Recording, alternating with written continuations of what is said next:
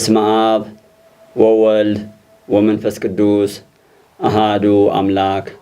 አሜን። አፍትን ርእሰከ ለካህን ርእስኻ ንካህን አመርምር። ማቴዎስ ወንጌል ምዕራፍ 8 ቁጥሪ 4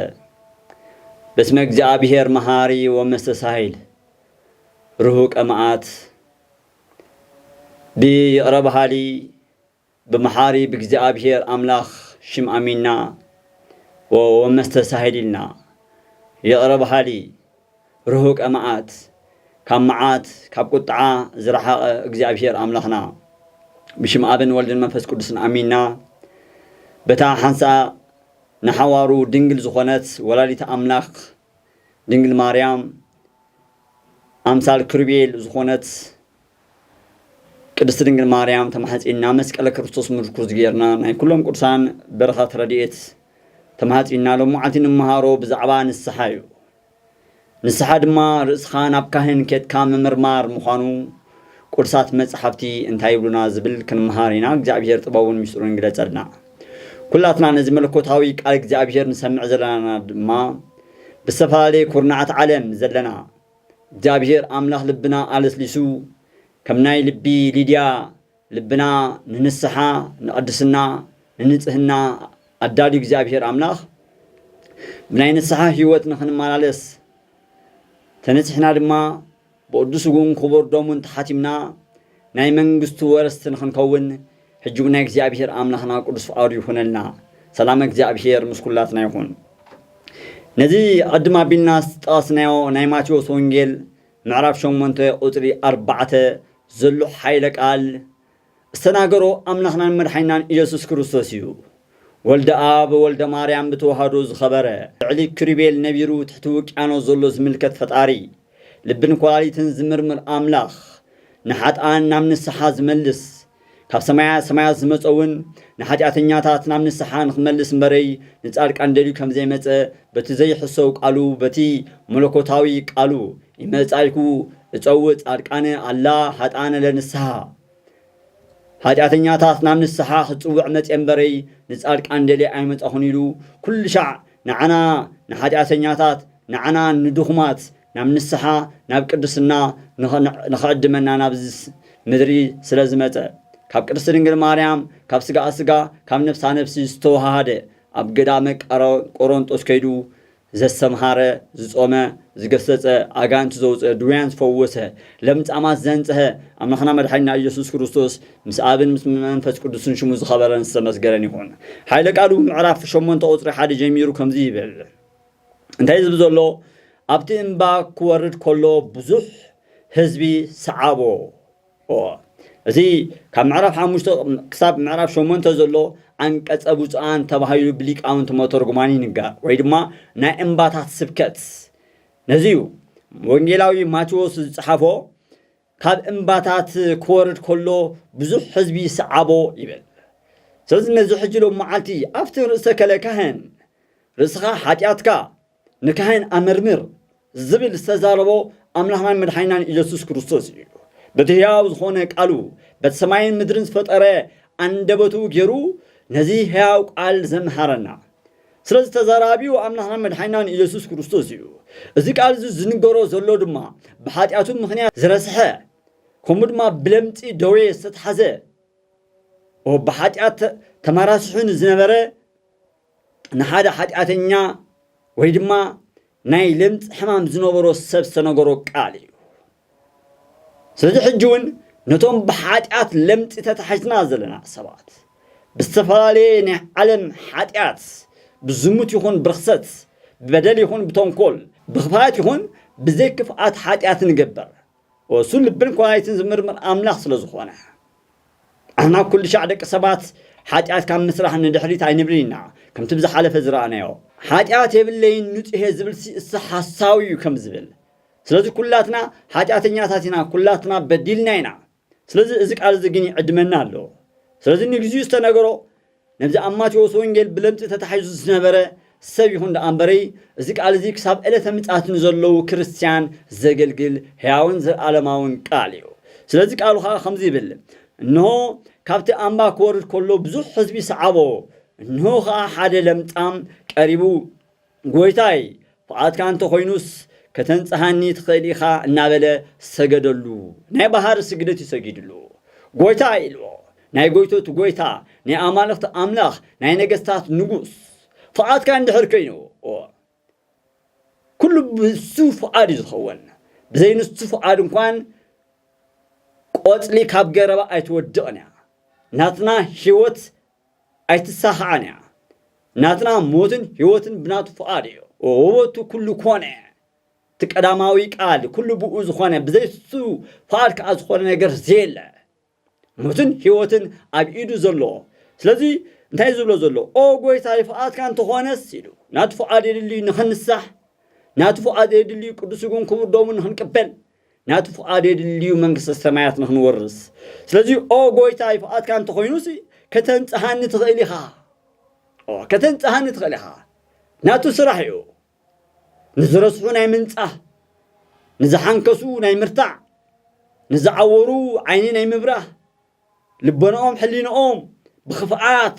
ንዝተመላለሱ ሰባት ልቦናኦም ከፊቱ ብቅድስና ንኽመላለሱ ዝገብር ነቶም ሓጢአተኛታት በደለኛታት ዝበሃሉ ናብ ናይ ንስሐ ህይወት ዝመልስ ንሱ ስለ ዝኾነ ፍቃድካ እንድሕር ኮይኑስ ከተንጽሃኒ ትኽእል ኢኻ ሕጂ እውን ንዓይን ንዓኹምን ካብቲ ሓጢአትና የንጽሐና እግዚኣብሔር መድኃኔ ዓለም ኢየሱስ ክርስቶስ ብናይ ቅድስቲ ድንግል ማርያም ወላዲቱ ኣማላድነት ካብ ሓጢአትና የንጽህና ካብቲ ርክሰትና ድማ እግዚኣብሔር ኣምላኽ ይምሓረና ስለዚ ከተንጽሃኒ ትኽእል ኢኻ እናበለ ሰገደሉ ናይ ባህር ስግደት ሱራፌል ክሩቤል ኣጋእዝቲ ሃይላት መናብርት 99 ነገደ መላእክቲ ፍግም ኢሎም ሰግድሉ ደቂ ኣዳም ብሙሉኣትና እንሰግደሉ ስነ ፍጥረት ብሙሉእ ዝንቅጥቀጠሉ ኣምላኽ ስለ ዝኾነ ከተንጽሃኒ ትኽእል ኢኻ እናበለ ፍግም ኢሉ ሰገደሉ ይብለና ኢየሱስ ከዓ ኢዱ ዘርጊሑ ፍቃደይ እዩ ንጻህ እዚ ድምፂ እዚ ኩላትና ንብህጎ ድምፂ እዩ ሕጂ እውን ፍቃደይ እዩ ንጹህ ንኽብለና ናቱ ፍቃድ ይኹነልና ፍቃደይ እዩ ንጻህ ንኽብለና ኩላትና ልብና ንኽፈተሉ ፍቃደይ እዩ ንጽሂ ንኽብለና ኩላትና ልብና ንኽፈተሉ ፍቃደይ እዩ ንጹህ ንኽብለና ኩላትና ልብና ዝተሰበረ ክኸውን ኣለዎ ስለዚ ኢየሱስ ከዓ ኢዱ ዘርጊሑ ኢልና ኢዱ ኣልዒሉ ወልሃኮ ለኣዳም ንኣዳም ዝፈጠረ ኣይዳው በዘን ኣይዳው ዘርጊሑ ፍቃደይ እዩ ንጻህ እናበለ ተንከዮ ኩሉ ሻዕ እግዚኣብሔር ንኽትንክፈና ንቕረብ 12 ዓመት ደም ዝውሕዛ ዝነበረኮ ካብቲ ዘፈር ናይ ጨርቁ እንድሕር ተንኪፈስ ክሓውየላ እምነት ስለ ዝነበራ ካብቲ ዘፈር ጫፍ ናይ ክዳኑ ምስ ተንከፈት እያ 12 ዓመት ደም ዝፈሳ ዝነበረት ዝነጽሀት ስለዚ ንሱ ንኽትንክፈና ናብኡ ንቕረብ ንዑ ንተንክፎ ናብኡ ንቕረብ ስለዚ ፍቃደይ እዩ ንጻህ እናበለ ተንከዮ ብእውነት እግዚኣብሔር ብዓይኒ ምሕረቱ ይተንክፈና ብዓይኒ ምሕረቱ ይርአየና ብኡ ከዓ ካብ ሎምጭ ነጽሀ ነቲ 38 ዓመት ብደዌ ስጋ ተታሒዙ ዝነበረ ኣብ ዓራት ተጣቢቑ ዝነበረ ተንስ ወንሳ ዓራተከ ወሁር ቤተከ ተስ ዓራትካ ተሸኪምካ ናብ ገዛኻ ኸይድ ዝብል ኣምላኽ እዩ ን38 ዓመት ብደዌ ዝተታሓዘ ሰብ ንኣልዓዛርከ ኣይተቀበርኩምዎ ለኣልዓዛር ኢሉ ምስ ሓተተ ስጋ ከም ዝለበሰ ንኽረደአና ኣልዓዛር ንዓ ኣፍኣ ኣልዓዛር ንዓ ካብ መቓብር ተንስእ ውፃእ ካብ መቓብር ዘተንስእ ኣምላኽ እዩ ዘለና ክብሪ ምስጋናን ኣምልኾን ውዳሴን ስግደትን ኣስተብርኮን ንዑ ይኹኖ ስለዚ ብኡ ድማ ካብ ሎምጩ ነጽሀ ስለዚ ሰብ እዚ ልቡ ሰቢሩ ናብ ክርስቶስ ቀሪቡ ክዳኑ ይኮነን ዝቐደደ ልቡ ቀዲዱ ንክርስቶስ ፍቃድካ እንድሕር ኮይኑስ ከተንጽህኒ ትኽእል ኢኻ ኢሉ ናብኡ ንመለስ ሽዑ ካብ ሎምጩ ነጽሀ ኢየሱስ ድማ ከም ዝበሎ ንሓደ እንኳን ከይትነግር ተጠንቃዕ ሓጢአትና ስኢልና ንማንም ሰብ ኣይንገርኒ እዩ ምእመና ቤተ ክርስቲያን ናይ ንስሓ ምስጢር ኢላ ሂባቶ ካብቶም 7 ምስጢራተ ቤተ ክርስቲያን ሓደ ምስጢረ ንስሓ እዩ ንስሓ ማለት ምስጢር እዩ ምስ ካህንካ ትገብሮም በረይ ምስ ማንም ትልፍልፎ ኣብ ጎዳናታት ሓጢአትካ ትነግረሉ ይኮነን ነዚያ ቅድስት ቤተ ክርስቲያንና ከምቲ ስርዓተ ተኽሊል ምስጢር ዝበለቶ ምስጢረ ቁርባን ምስጢረ ጥምቀት ምስጢረ ክህነት ዝበለቶ ምስጢረ ንስሓውን ምስጢር እዩ زدما أملاخاوي قاليو بعلو بيت ملكوتاوي قالو نولا حادن كوان حاتياتك خيتنجر تتنكا ونالو كيتنجر راح يكونن نحادن كوان حاتياتك كيتنجر تتنكا سلازي حاتياتنا خلنا نقولهم زقبانا نبوتاتنا كاناتيو نحادن كوان كيتنجر تتنكا جن سبنتك بخاهن أمرمر نايتمرتنا رأسي زيو أفتن رأسك لكاهن حاتياتك رأسخا نكاهن أمرمر أيداوكا أيجار كايبولن منياتو أيداو تقوليت أنك خدا خلين أجري تقوليت خير خيريو رأس تقوليت أن هو سلازي رأسها أيمرها نكاهن أمرمر السكوليكا كاهناتي نكاهنات حلقة سيامي كاهنات نكاهنات ون شمت زهابة ولد واحد يسوع كريستوس كبر مسجانا أمنهون وداسين نعيفونه ليكا كاهنات كنا السجين حاجاتك أستسريل كالله زبل أملاخينه بزحاتون تهارجلك حاجاتك تحريق كله كذي إلو زفالو زنبر أملاخيه جينا كاهنات سلك أن خنا جريلو نتاي بلالو أفتن رسك لكاهن رزقا ناب كاهن كيتك أمرمر لازم نعاتهم نمسكر منتي كخونمون أتي موسى زعزوزو مبا أقرب أو أوريس أزز له ناب كاهن مسكتكا اتكاهن زكاة سجدت على كان زكاة صلوت على كان زكاة صوم على كان زكاة مصوات على سلذي اتمباها أقرب صوم كام سوداها صلوت كام سوداها سجدت كام سوداها السو اتكاهن زكاة نجار مسفتسمكا انتي كبر نباها أقرب بلو سلذي الزك على ذي كساب إلى تمتعات نزلوا مؤمنان استنجرين بري أنا كهنا اللي نانيو بعلنا نبغي جابيه كنسحن خلينا زبلو سبات نايت عبيتنيات هتقاليو مهنياتو بعالبيتو ليك كهنات كنسو كتكار سخان كهن أمرمر زبل أملاخيو نزيد ما أبتو قدوس وينجر كريو خلنا داي زبلنا زلو أم مدرس فتحمو أب سماي فتح خونيو أم مدرس أسركمو أب سماي أسر خونيلو سلت أن كهنات سلزهابه سلزينا كهن كيتكا حاجاتكا أمرمر اتكهن زأززكا كلن فتم كان ذهب كان السحا وحيد النيلكا كتب زحيت خلنيخا بزح النيلكا كتك النسو آيت خلنيخا مسنين السحاب بوها خطرا لا زلكا ناين السحا أبو مات كهن مالتكو أقل قالين أجزاء بشير مالتي مايكل سبو أجزاء بشير أمونغو أجزاء بشيرن أمونغو سبن كوينهم زت عارقهم كائنات دلدل مساجريو كهن مالت نأجزاء بشير أقل قالي مالتي نجي أدرس بيت كرسياننا كابت شو عتم مسترات بيت كرسيان حدا مستران السحاز ولته كابت شو عتم مسترات بيت كرسيان حدا مستران السحايو سلزم مستران السحاد ما أمنغو حاتياتنيان أمنغو كهنن أمنغو جزي أبيرن سجبري نخالة أين الجرني نحادم كوان حاتيات كهتنجر تتنقع زلويو ما تنقع تزلو قاليو ما شو سونجن معرف شو منته قطر 4 زلو سلزي نكهن كيدنا حاتياتنا خنجر جبانا እግዚአብሔር ካይሰምዓና እንዲ ይሰምዒው እንታይ ዳ አገልገልቱ ስለዘለዎ በቶም ካህናት ጌርና ናብ እግዚአብሔር ንክንቀርብ ስለዝደለይ ናት ፉአድ ስልጣን ሂቦም ስለዚህ ኃጢአት ንክንሰርሖ ዘይሓፈርና ንካህን ምንጋር ንሓፈር ሰባት ኣለና እቲ ኃጢአትኩ ኣብ ቅድሚ እግዚአብሔር ቁልዕ ከም ተቀድም ዝበልናዮ ላዕለ ክሪቤል ነቢረከ ዘትረኢ ቀለያተ لعل كريبيل تقميتو تحتو كانو زلو زري أملاخيو كاب جزابير صور حاجات اللي نقبر حاجات كلها أبكر مجزابير قلوتي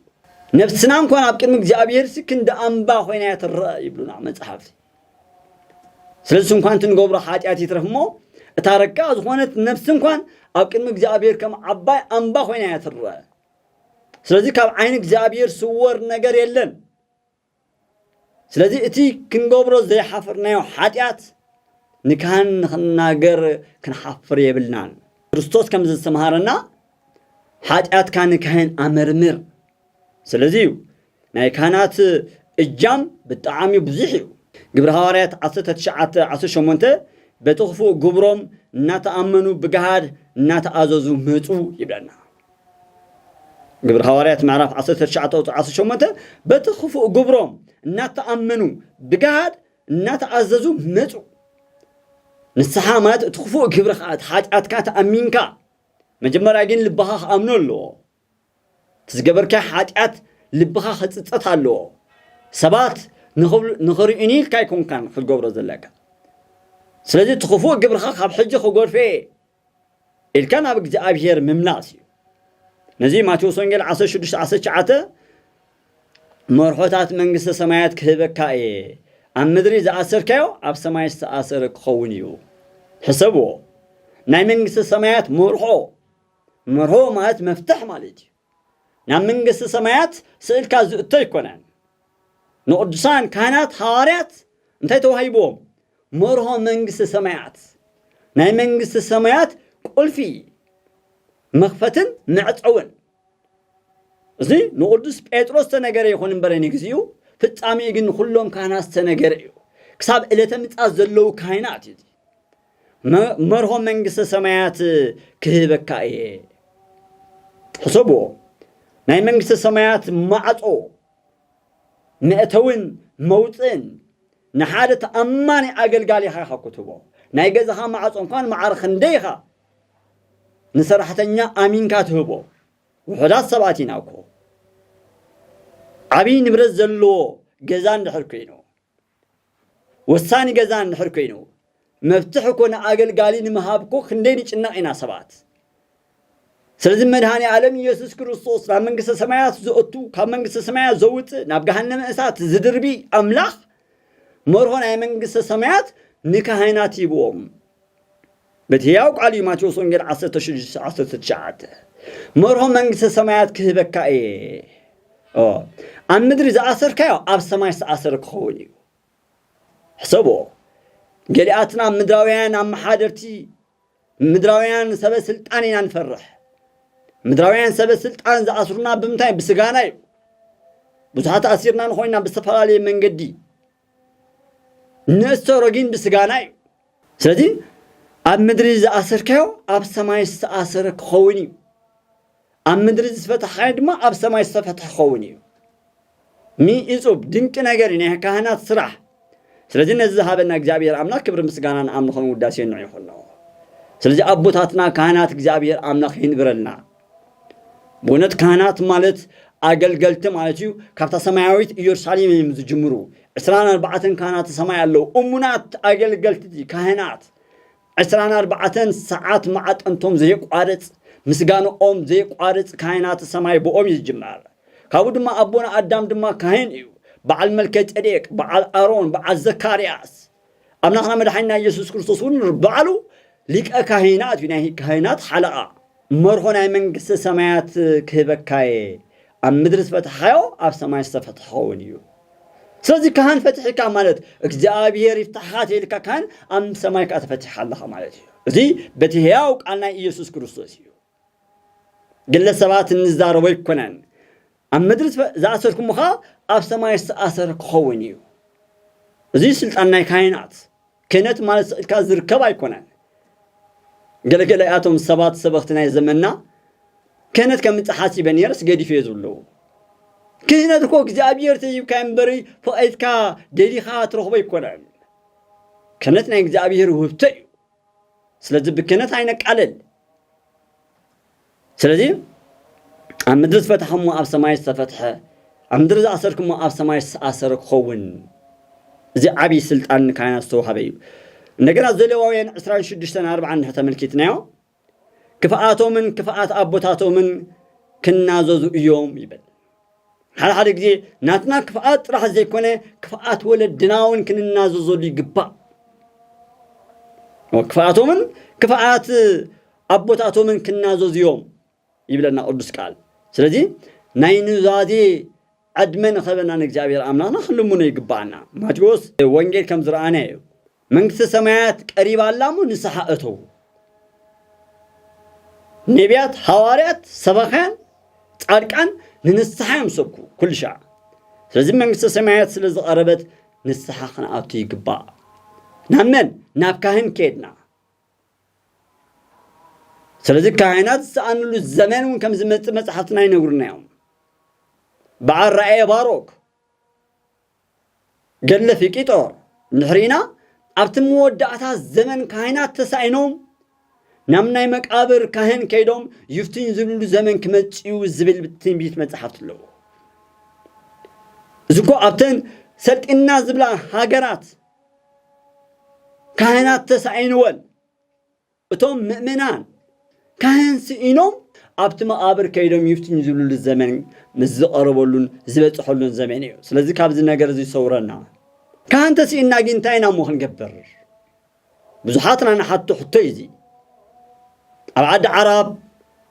ዘለዉ ኣሕዋት ኣሓት ኣለዋ ኣብ ምዕራብ ሃገር ዘለዉ ይሕዋት ኣሓት ኣለዉ ስለዚ ኣብ ግዜ ጭንቂ ካህን ኣብ ዘይብሉ ሰዓት ብቴሌፎን ይከኣሎ ብቴሌፎን ንስሓ ይከኣሎ ንብል ሰባት ኣለና ብቴሌፎን ንስሓ እቶ ዝብል መጽሓፍ የለን ንስሓ ዝግባእ ናብ ናይ ንስሓ ኣቦኻ ኸይድካ ኣቦ ኣነ ውላድ ክኾነኩም ስኹም ኣቦኹንኒ ናይ ስጋ ዘይኮነ ናይ ነፍሲ 7 ኣቦ ኣለዉ እቲ ሓደ ኣቦ ሰማያዊ ኣቦ ካልኣይ ኣቦ ብስጋ ዝወለደካ ኣቦ ካብ ኣዴኻ እቲ ሳልሳይ ኣቦ ኣብ ልጋኻ ራብዓይ ኣቦ ናይ ቀለም ኣቦኻ ሓሙሻይ ኣቦ ድማ ናይ ቆቢዕ ኣቦኻ ሻድሻይ ኣቦ ድማ ናይ ጡብ ኣቦ ዝበሃል ዘዕበየካ ሻውዓይ ኣቦ ግን ናይ ነፍሲ ኣቦ እዩ ስለዚ ነፍስና ኣቦ የድልያ እዩ ከምቲ ስጋና ኣቦ ዘለዋ ዝወለደና ኣቦ ነፍሲ ድማ ኣቦ የድልያ እዩ ስለዚ ኣቦ ትሕት ኢልካ ተንበርኪካ ናይ ነፍሰይ ኣቦ ኹንኒ ናይ ንስሓ ኣቦ ስለዚ ናይ ንስሓ ኣቦ ብጣዕሚ ወሳኒ እዩ ከድና ኣብ ቤተ ክርስቲያን ንዕኦም ረኺብና እቶም ንሕዞም ካህን ከዓ በዘለናሉ ዘመን ብፍላይ ሃይማኖቶም ኣጽኒዕና ምክንያቱ ኦርቶዶክስ ተዋህዶ ሃይማኖት መሲሎም መናፍቕነት ዘራምዱ ስለ ዘለዉ ብዙሓት ከሎ ኣውሮፓን ኣብ በዓል ኣሜሪካን ስመ ክህነት ሒዞም መስቀል አንጠልጢሎም ንስሓ እኮ ኣይድልን ይስእልካ ንእግዚኣብሔር ሓጢኣትካ ንገሮ ዝብሉ ካህናት ከለዉ እኮ በኦርጋንን ብኪታርን ዝጫወቱ ካህናት ከለዉ እኮ ኣብ ማእኸል ቅዳሴ ዘቋርፁ ሊቀ ጳጳሳት ከለዉ ኣብ ዘመንና ስለዚ ትኽክል ድዮም ኣብ ትሕቲ ናይ ቤተ ክርስቲያን መሕድሮ ዘለዉ ድዮም ኣብቲ ናይ ኦርቶዶክስ ተዋህዶ ሃይማኖት ማለት እዩ ናይ ኤርትራ ተኾይኖም ናብ ናይ ኤርትራ ኦርቶዶክስ ተዋህዶ ሃይማኖት ናይ ኢትዮጵያ ተኾይኖም ድማ ናይ ኢትዮጵያ ኦርቶዶክስ ተዋህዶ ሃይማኖቶም ዝተኣመነሎም ክህነቶም ዝተረጋገፀሎም ኣብኣቶም ኣቲና ናይ ንስሓ ኣቦ ክንሕዝ ይግባአና ተዘየለኸ ካህን ተዘይረኺብና ኸ ንምሳሌ ንኣብነት ዝኣክል ኣብ በዓል ስዑድ ዓረብ ንዘለዉ ኸ እንታይ ይግበር ብሞባይል ንስሓ እቶ ዝብል የለን ሞባይሉ ናብቲ ሰዓት ኣይነበረን መጽሓፍቲ ቅዱሳት መጽሓፍትና ክፀሓፉ ከለዉ እንታይ ኢና ደኣ እሞ ክንገብር ዝግባአልና ብስልኪ እውን እኮ ካህናት ከይንረክብ ንኽእል ኢና እንታይ ኢና ደኣ እሞ ንገበር ከምቲ ናይ ጥምቀት ኣብ ግዜ ጥምቀት ንምሃሮ ኣስተምሮ ኣሎ ጥምቀት 7 ዓይነት ጥምቀት ኣሎ ካብቲ 7 ዓይነት ጥምቀት እንታይ እዩ ናይ ንስሓ ጥምቀት ኣሎ ባዕልኻ ንስሓ ኣቲኻ እንዳበኸኻ ብንብዓት ንእግዚኣብሔር እናተማሓፀንካ ኣብ እስር ቤት ክኸውን ይኽእል ሓደ ኣሕዛብ ዝነበረ ኣብ እስር ቤት ስለ ኢየሱስ ክርስቶስ ኣምላኽነት ምስ ሰበኾ ዘጥምቆ ካህን ምስኣና ኣብቲ እስር ቤት ስለ ጎይታናን ኣምላኽና መድሓኒናን ኢየሱስ ክርስቶስ ኣምላኽነት ኣሚኑ ሓጢኣቱ እናተናዘዘ እንዳበኸ እናሰገደ ንእግዚአብሔር አምላኽ ከም ጥምቀት ንኽቁጠረሉ ተሓሲቡ እቲ ሰብቲ ድንገት እንድሕር ከም ጥምቀት ይቁጠረሉ እዩ ጥምቀት ዓብይ ምስጢር እዩ ዝኣመነን ዘይተጠመቐን ይኹነን ከም ዝተባሃለ ዝኣምነ ዝተጠምቀ ይድህን ዝኣመነን ዝተጠመቐን ክድሕን ኢሉ ኣሎ ማርቆስ ወንጌል 16:16 ስለዚ ዝኣመነን ዘይተጠመቐን ክኹነን እናተባሃለ ብናይ ንስሓ ንብዓት ጥምቀት ካብ ዝተቆጠረሉ ካህን ስኢኑ ሓጢኣቱ እንዳሓሰበ ዝበክር ዝነብዕ ምእመን ድማ ሓጢኣቱ ይስረየሉ እዩ ምክንያቱ ኣማራፁ ስኢኑ እዩ ኣብ ሱዑድ ዓረብ ኮይኑ ኣብ ካልኦት ዓረባት ሃገራት ኮይኑ ወይ ከዓ ኣብ እስር ቤት ኮይኑ ካህን ተዘይረኺቡ ሓጢኣቱ እንዳሓሰበ እንዳበኸየ እንዳሰገደ እንዳወደቐ እንዳተንስአ ንእግዚአብሔር ይቕረበለይ ተይሉ እግዚአብሔር መሓሪ ኣምላኽ እዩ ክሳብ ካህን ዝረክብ ካህን ተረኺቡ ካህን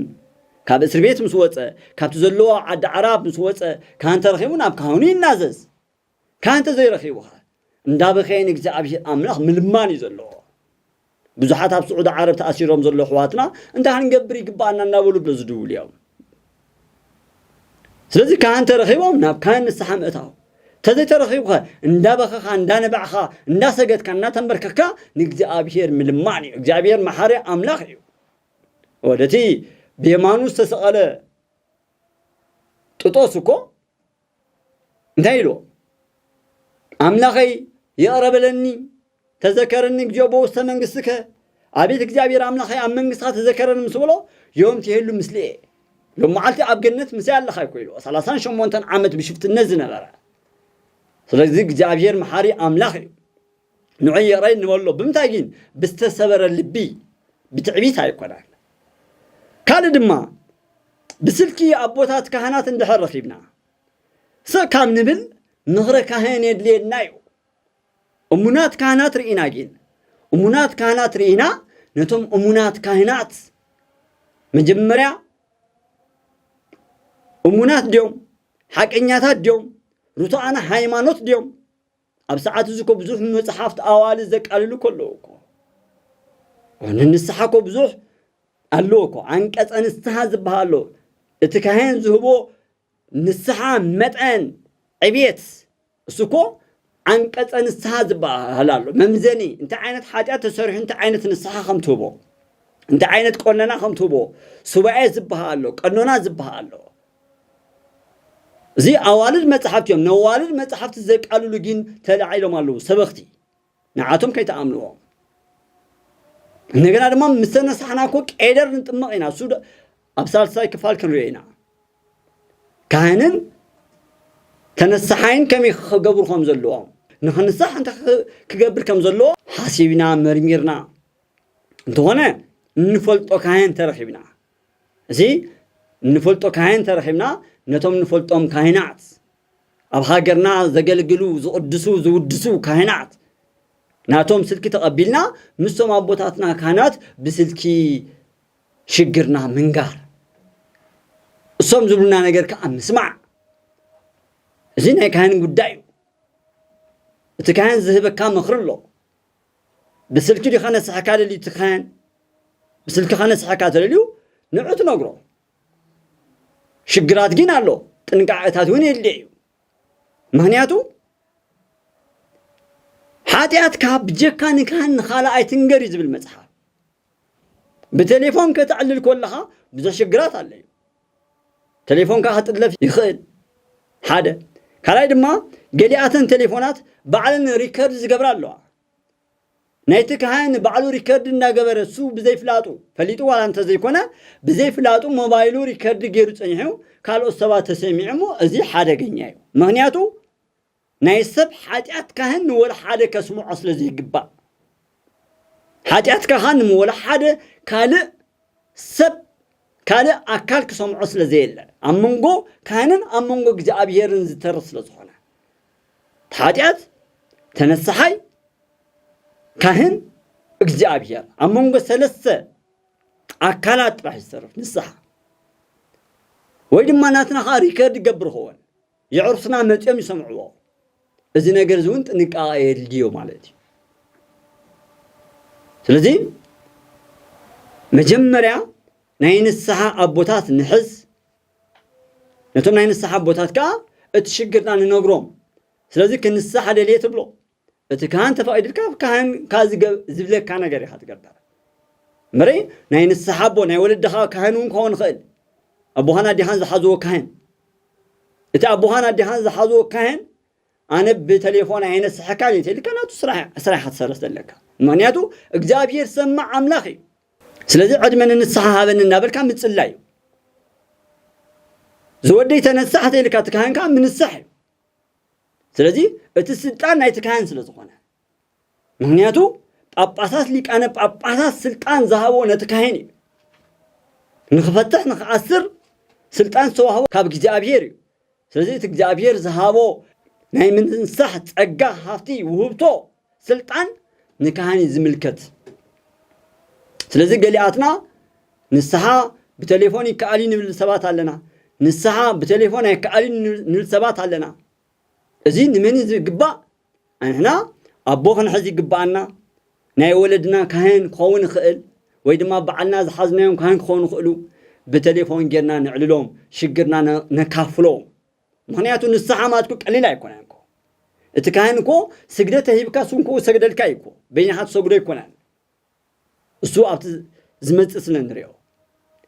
ስለዚህ ናይ ካህናት ስልጣን ንካህናት እዩ ዝምልከት ነቲ ናይ ንስሓ ኣቦኻ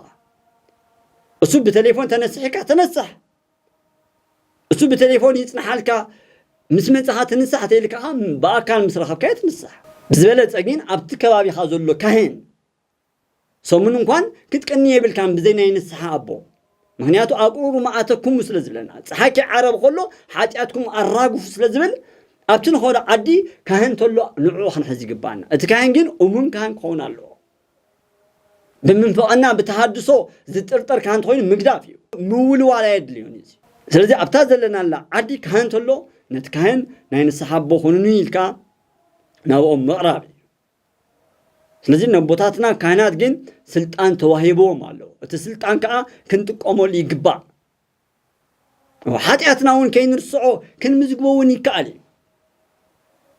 أو عندمتا وداسي مريم عند حرينين هيك قدوس إفريم كبري كزارب كله هو قدوس إفريم عبيد أديو خبطهم لك أونتيو حنت سبيتي حاتياتها بمولو تقبرو زنبرت كل شيء تصحفوني رايب لنا أبا عندم تاو داسي مريم زي قبرت حاتيات كل شيء تصحفون برت كل شيء تصحفون برت حاتياتها بزح خوينو من تايتو كوباني ران تبل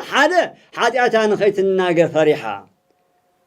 حاتيات كان خالد الناقر مفرحة جيني دقيقايو كالاي كان خيت رسو عيلا مجمريا اتحاتياتها مستوى هللا نامن كيدا ناباسيليوس زي كساريا كيدا كساريا نيرا اب كساريا زبهال هاجر ناباسيليوس زي كساريا كيدا نباسيليوس زي كساريا حاتيات غير له ازغلو تريو زلها وراءتي حاتيات زسرح ويو سلازي يقرب للي اوف بللي لاتو باسيليوس زي كساريا اوف يلو يقرب الكيلو اتوراءتي جنصل تبلتو بملء تدمسسو حانت طرح تريفا سو قدوسان معرخ نزي سلطان الله بتجي حسو قالو خمس بلو ام مدرس فتحمو اب سماي سفتح يكون سلازبلا سلازي حاجات كي تسسريل كله اوف لله ترعاتو بملء تدمسسو حانت طرح تريفا اصبت لنيغير واصبت لغبير يبلا تحاجات نخت جبران نخت ناغرلان كبار حاتياتيا نساخي تدمسس تريفا اتخالقين كله تفحيعو رخيباتو سلازي مسرعيتو ابو يزي اخذ حانت حاتيات نساس نقدس افريم نيغري يلوا باسيليوس زكي ساريا زلو نساس زلام تايم ابكي ساريا قدس افريم زلوخه اب سوريا سلازي ناب سوريا خيتكنا قدس افريم نيغري يلوا نمنتاي حدا نسحان خونا كاب أنطوكيا ناب سوريا نختكيد بإجرا كني ما عالتي زلوا إجرا الخام علو نجنا خا أتأمى علو تيميت علو إذن السحن خو أتر الله سواء نخت حزلا كأننا نخونا اللي باسيليوس ناب قدس إفريم عزيزوا حسبوا كاب كيساريا ناب سوريا بإجرا خيدا بتليفون تزلوا خابز وانتي كوفيلا بالتليفون دون قدس إفريم مزاربته أيكونن كومي يكونن نخدك كميليو كيدان أبون السحان خطأتو سلازي سويزرلاند زلنا ممنا أب سويزرلاند كهان تسئنا أب طاليان اندحر كهان اندحر هاللي خوينو كاب سويزرلاند ناب طاليان قربايو ناب طاليان كيدنا نتوم زلو أبوتات كانت نسحا خنحزن خلينا معنياتو باسيليوس زكي ساريا نزا سبيت جا ناب سوريا زازلو موها بإغريو بابور يلن مركب يلن مكينا يلن أير يلن بإغرا دحرق ندي معالتنا من بتحا ناب قدس إفريم بتحا قدس إفريم ميلاتو باسيليوس زكي ساريا حاجاتي يقرب الليليو حاجاتي ادم سيسلي حنت حاجات جن تريفاتني نزي ادما يقرب الليل مسولكو ازيا كباريا نعايتك قالنيا نودس افريم زكالو نابو خيديلنيلا باسيليوس زكي ساريا مدمساس اني كونن انتايدا هذا قدسان كابتناتهم كبري ناي عرفتهم ناي حواتهم كبري كجلس لزدليو كلايكا نعا نسحان خونا نخدكم نخطمي نختصنع قدس إفريم دمان تايلوا إذا نجر جاسين عايز هيتكالننيا تمنيس كده أنا باسيليوس زكي ساريا خليلوا حسبوا قدس إفريمون مخالش إنيك ولا نزا حاجات مدمساس انتايدا كال عين السحان خونا حسبوا نجنا كابسوريا نابكي ساريا تقو عايزة من البات جيلوا قدس إفريم باسيليوس زكي ساريا مويت كتصنحكيو أبتاك أبرو خلو أبتا ريسو أمت عيلوا عندنا تقعيزة خيدا تقعيزة بإقرا خندي أتأمن برخاتها تقعيزة أنكفات النهار ما أشوخ نداوقا زي عبين السحين بعلو مالتي كتعاتي قلنا نايو نامن بتحنا نبكي ساريا بتحا أبكي ساريا مس بتحا دما أبونا باسيليوس كابتم عصرتم عرقات زبوتحو عبي تصادق ايو نا كومينيت اساس زبصح عبي ليقيو ابو مسبصحت باسيليوس زكي ساريا عارفو جنيزوم كقبرو باريزا حيزوم من دخلوا خلو باسيليوس زكي ساريا ريتو رخيبات نايمني لحاتيتا ناي باسيليوس زكي ساريا مسكونه مسفلطت اتا اصبت لنغير نخت جبران نخت زاربلان كباز زخونت حاتيات ابلعلي ريساناي قدس باسيليوس غيراتا او مس جبرتا خابو مليس العلان ترعيتا تفحيات الله حاتيات اينبرتن سلازي قدم مؤمنان اديتاتنا ابوتاتنا ننسحا زبو بوتا ريو كبانطوكيا ناب سوريا كسوريا ناب انطوكيا بእግሮም ንስሓን خرهبو سلازي كهن سئنات حربيتنا زي كوينو بتليفون نسحن خناتو عينله ولا رحو يكون نابتنحو زلو كهن كيدنا نسحا خناتو يقبا كهن تسئنا ጭራሽ ግን حاجاتنا እንዳወሰና خالزنبر نتوم كهنات مساتهم نمخخار ስለዚህ ዛ ሰቤት እዚያ እጽብት ለነገር ለገቢር نخت جبران نخت زاربلان እጽብት ዝነበረት ኃጢአታ በኸምዛ ዓይነት ነገር ተፋይ አላዮ ስለዚህ እግዚአብሔር አምላክ ንዓናውን ኃጢአትና ይፋአልና ስለዚህ አምላክና መድኃኒትና ኢየሱስ ክርስቶስ ንቅዱሳን ስልጣን ሂቦም ሊቃውንት ቤተ ክርስቲያን ስለ ንስሐ ብዙ ነገር ዛረብዮ አይስነ መለኮት ምሁራን ድማ ንስሐ ማለት ስጋዊ ድሌት በመንፈሳዊ ድሌት ምትካይሎ ንስሐ ማለት ስጋዊ ድሌት ናብ መንፈሳዊ ድሌት መቀያር ከምዛ ሰቤት እዚያ እቲ ስጋዊ ድሌት አይኮነን መንፈሳዊ ድሌታ ነትስጋዊ ድሌታ ረጊጻ ናብቲ መንፈሳዊ ድሌት ቅዱሳን ካህናት ንምድላይ ኮለልያ ትብል ዝነበረት ካልኸ ባዕላባ እንጦንስ ኃጢአትካ እንደሐሰብካ ንስሐ እቶ ብኸ ይብሉ ኩልሻ ኃጢአትና እንዳዘከርና ንስሐ ኸናቱን ኩልሻ ክንበክን ይግባና ቅዱስ ባሲልዮስ ወን ኃጢአት እንተሰሪሐስ ናፈጣሪኻ ሕዘን ቀልጢፍካ ንስሐ እቶ ስለዚህ ፀሐቂ ዓረበት ዝብለና ቀልጢፍና ንስሐ ኸናቱ ይግባና ማሪሳቅ ዝባሃል መጽሐፍ ናይ እግዚአብሔር ርህራሄስ ብምንታይና ንረኽቦ ብንስሐ ምኽንያት ኢና ንረኽቦ እግዚአብሔር ርህሩይ ሓቂ እወ እግዚአብሔር ርህሩይ እግዚአብሔር መሓሪው እግዚአብሔር ይቕረ በሃላዩ ግን ብምንታይና ንረኽቦ بنسحة كم تزحلف زرانيو نساس ترسيو لزأبسة كما زي أبسة لهذا كما تعرق لزما كما دنجل كم زبل أرجعوي منفساوي نسحة نزبدل كم زي بدله نحات أتنيا خم تعرق نزما كم دنجل سلت جبر نسحة أوتي جبانا كابي يوحنس وانجيل معرف إسراء وتعسران كل تنحنت قال كنا نبمو تؤمن قداتون تزاريبنا تمرتنا خنودينا سلازي أملاها مرحنا إيسوس كريستوس دحرتن ساعي زخون زلو يوحنس وانجيل معرف إسراء وتعسران كل تن كم زبل أزيلو أوف باللهم أمه دحرتن ساعي مالتي بتعصو جزام ساعتوا نعاتهم سلطان مسحابة دحر زدما أوف باللهم أمه يبلنا أوف يلونا حوارات سلطان هيبوهم منفس قدوس تقبلوا أوف يلو منفس قدوس سلطان كنت تقبلوا لنا حاتياتهم نزحادكم لهم كحدا قولهم يلو أملاخنا مدحينا يسوس كريستوس حاتياتهم نزحادكم لهم كحدا قولهم نزحادكم لهم جنا أي كحدا قولهم نيو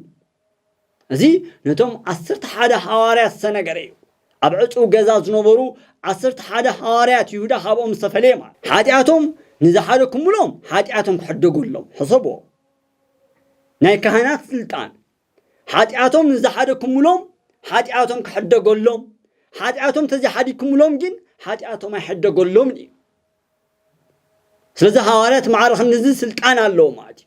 حاتياتنا يمحراقن حاتياتنا يزي محراقن سلطان اللهم نزيو أقدمو أفتن رأسك لكهن حاتيات كان نكهن أمرمر نكهن تزارب نكهن نقر زبالة سلازي أزي زبلهم زلو سلازي تتنسحنا تقوموا نقر على رأي يوحنس كل تشدشته انت زي تنسحها قنا نتي قوامي قنديل كاب سفرو كالقسو يبل تزي تنسحها نتي قوامي قنديل كاب برهان مالتي قنديل كاب سفرو كالقسو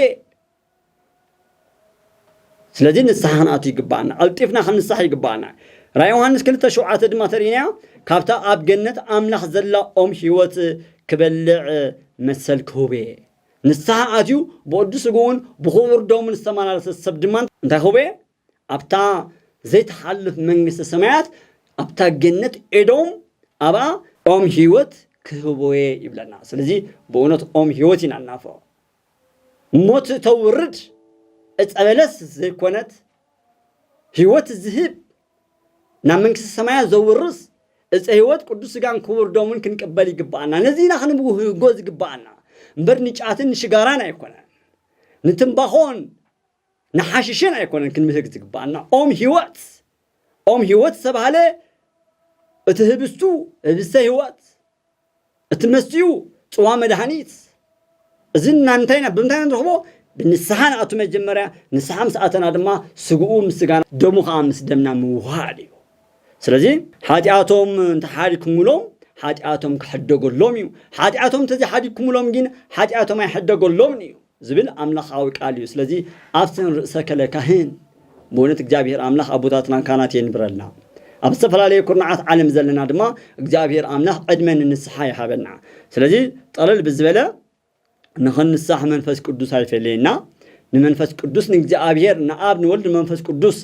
حاجاتنا نخص سريلنا يرخن كنبلون يقبعنا كمتي عملكت يوحنس ظلمات حاجات يبلنا انت بلنا جزارسنا نتقبل قالنا اتا حق ادما ابانا يلان حاجاتنا انت تناززنا املاح امونن صادقن سلازخونه سلازي ابز حلفون طاشنا نيرنا حاجاتنا نحرت تنازيزناس املاح امونن حقኛኒው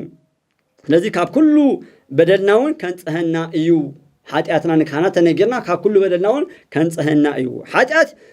አይገበርናን እንተበልና ሐሳዊ ንገብሮ ቃሉን አባና የልቦን ይበል ስለዚህ እጥሙን ዝኾነ አምላኽ ኃጢአት ካን አመርምር ይሉ ነቦታትና ካህና ዝሃቦም ስልጣን ንስሐ አቲና 30 60 ሚትን ፍረን ኸነፍሪና እግዚአብሔር ቅዱስ ፈቃድ ይሆነና አብዝመጽ ድማ ከም እግዚአብሔር ቅዱስ ፈቃድ ካህን ከጎብሮም ዝግባ ናይ ንስሐ አቦ ነገና ተነሳሐን ከጎብሮም ዝግቡ